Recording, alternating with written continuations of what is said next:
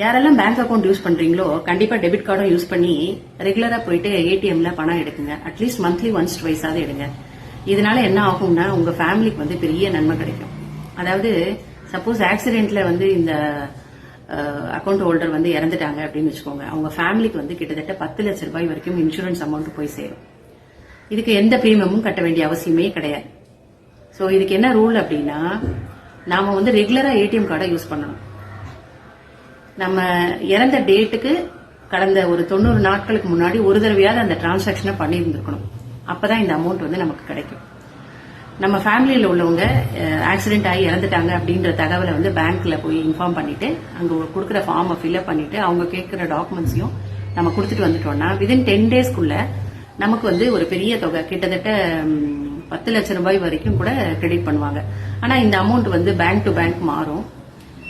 ஒரு சிலர் 2 லட்சம் பண்றாங்க, ஒரு சிலர் 3 லட்சம் பண்றாங்க, ஒரு சிலர் 5 லட்சம் கூட பண்றாங்க. சோ எந்தவித பிரீமியமும் இல்லாம ஒரு இன்சூரன்ஸ் தொகை கிடைக்குதுன்னா அது குடும்பத்துக்கு ஒரு ரொம்ப உதவியா இருக்கும் இல்லையா? சோ ரெகுலரா ஏடிஎம் கார்டை யூஸ் பண்ணுங்க. இந்த விஷயத்தை எல்லாருக்கும் ஷேர் பண்ணுங்க. தேங்க்யூ.